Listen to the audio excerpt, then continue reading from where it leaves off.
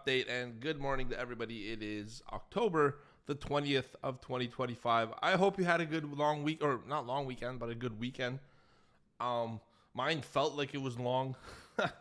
I ended up getting sick on Saturday afternoon, and I literally slept from Saturday at 4 p.m. to like this morning. And I'm kind of back at 80%, but it's kind of gross. But I broke out with some like fever rashes. I didn't think I have fever. It's just been a crazy day last 36 hours for me. But I'm happy to be back at 80%, and I think my my internal health has sort of lined up with my morning market updates. And thank you, Donna, for the check. So we'll get started today. In today's markets in Asia, Japan's is up 3.4%. Huge rally there. Hong Kong up 2.4%. China up 0.6%. And that's kind of the Asia side of things. In Europe at midday, everything is up across the board. Frankfurt stands out in Germany, up 1.1%. And in the United States, everything is up modestly, but not too much, like 0.1%, 0.2%. NASDAQ up 0.3%. Crude oil is down 1 percentage point. Gold is up another 1.4% to 4,273. And Bitcoin also up 2.5% to 110,744. 10-year Treasury yield unchanged at 4%, 4.01. All right, the news, or the economic events rather, for this week is going to be very light on the calendar. As you guys know, we are entering, I think, the third week now of the government shutdown. And with the government being shut down, a lot of the news events that come out, a lot of the economic data that's updated regularly is going to be missing. And the reason it's going to be missing is because the agencies that create the reports are going to be shut down. However, CPI and inflation is going to come out this Friday at 8:30 in the morning. Now, it is a government report, all right? It is a government agency. But the reason that it's coming out, and the government's still shut down, but the reason it's coming out is that it's going to be used for benefits for the Social Security benefits that people get paid in the United States, all right? And every year, the Social Security Administration, the SSA, adjusts benefit payments to keep up with inflation, all right? So, and the adjustment is based on the CPIW, which is the third quarter, which is a September report. Therefore, we need to get that report to come out in order to adjust the benefits of many, many people, millions of people, I would say, in the United States. I don't have the exact figure on hand. So it is coming out for that purpose, but that's also going to cause a lot of potential volatility in the market because, inflation is hinged to what the Fed is going to do, and what the Fed is going to do is dictating kind of how the market goes, right? So that's going to be important. Mark down your calendar, Friday at 8:30. It's not usually when it comes out, but it's a one-off report during a government closure. I think they just picked it for whatever reason, probably to satisfy the SSA requirements as they picked the Friday, right? But it's usually a report that comes out on Wednesday, the CPI inflation data. So we are going to get that this week. All right, overnight, Donald Trump, and over the weekend, imposed a 25% tariff on heavy trucks and 10% on buses effective November 1st. All right, but quietly eased other tariffs. He's exempted hundreds of products from mainly farm goods and consumer imports from existing U.S. tariffs. So, it's a conciliatory tone if you look at it that way. The reason the market liked this, not a lot, not enough to be like on the fresh record highs overnight, but it does like that because, yeah, you're adding tariffs, but you're taking other ones away. It's kind of like it's a neutralized move that shows a controlled, kind of strategic approach to tariffs, and it mutes the reaction of the market and the fears and the worries. All right, so it's a balanced move in the eyes of the market. I'm not here to discuss politics, by the way, guys. So if somebody ever catches feeling off of something, it's not a political sentence at all. I'm not here. Politics do not unite people. I am a believer of uniting people. All right, so that's that on the trade talks front. Corporate moves. Amazon had a huge AWS outage in U.S. East 1 region. Affected me quite a bit. Some services were down this morning. All right, Microsoft with concern over AI, overbuild, ChatGPT app growth cooling. That's the news out on Microsoft. And let's look at earnings, because this week we are going to have a lot of earnings. Not many this morning that are big. Like I look at big companies, major constituents of S&P and Dow, like really big companies that are going to drive the market. I'm sure some small companies are reporting earnings today. When I say nothing on the calendar for today, nothing big.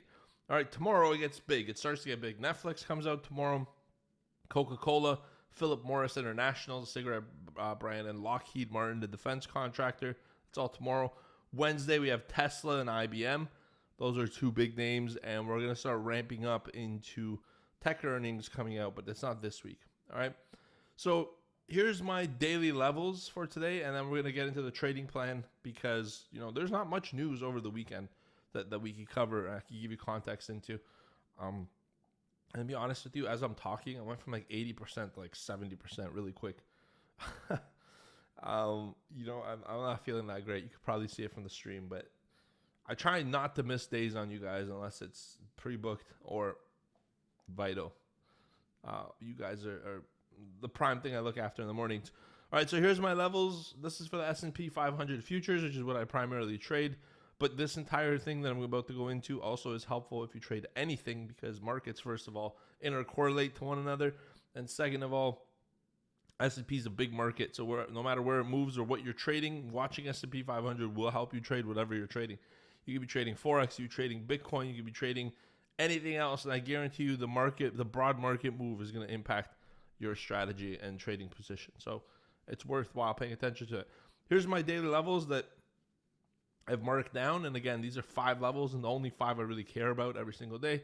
And they're auto done for me because they're defined levels. Overnight high, as of right now, 67. Actually, yeah, we're close to it, but 67.37 half. Okay, prior day high is 67.18. So right off the bat, you're starting to get the sense of the sentiment here. Markets trended higher overnight from their prior day high.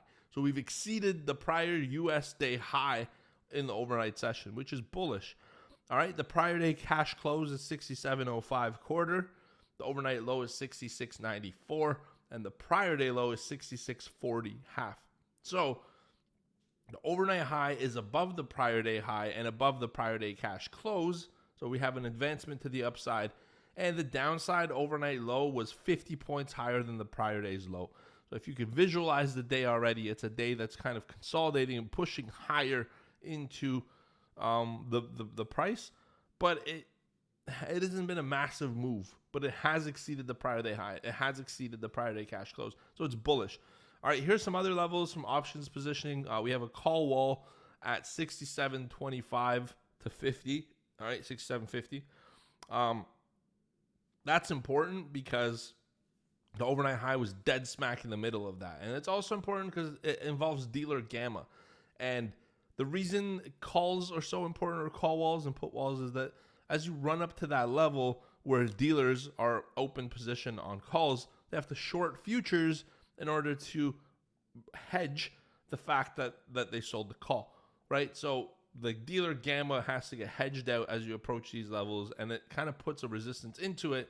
But if we break above it, all right, if we break above that level, it puts a natural buy stop, or, hurry up and buy into that position. We were wrong all along, and everyone chases that rally, which creates a breakout or an impulse move or an extension of the price action. All right, so that's around 25 to 50, and there's another one at 30 to 40. So essentially, if you were to look at it, it'd be up to 25 to 50, but the peak volume is 30 to 40, and that's right where we're kind of resisting at the moment. So watch out for that. All right, instead of put walls, or not instead of, now we look at the put walls. They're all the way down to 65.80.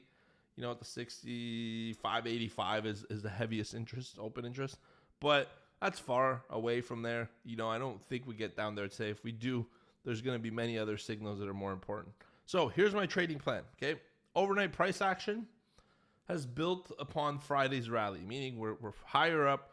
We took that Friday rally close, nice strong close, and we've built up in it overnight going into the Monday open. Okay, markets are bullish this morning. However, I think that 67.40 will be the level to watch for me. If it has a hard time cracking open to the upside, that 67.40, I'll be looking to fade price into the middle of the range, back down to the 67.15 to 25 level. All right. And if it does break above 67.40 and it has, really nice strong order flow, it has really good buying, there's all the things I'm looking for as part of my trading plan, I'll do it. I'll get the long, but I'll be cautious on holding a long position. I don't want to hold it willy-nilly and hope for I'll constantly be looking for reasons to get out of it even if I'm long, because I'm a little nervous being long today.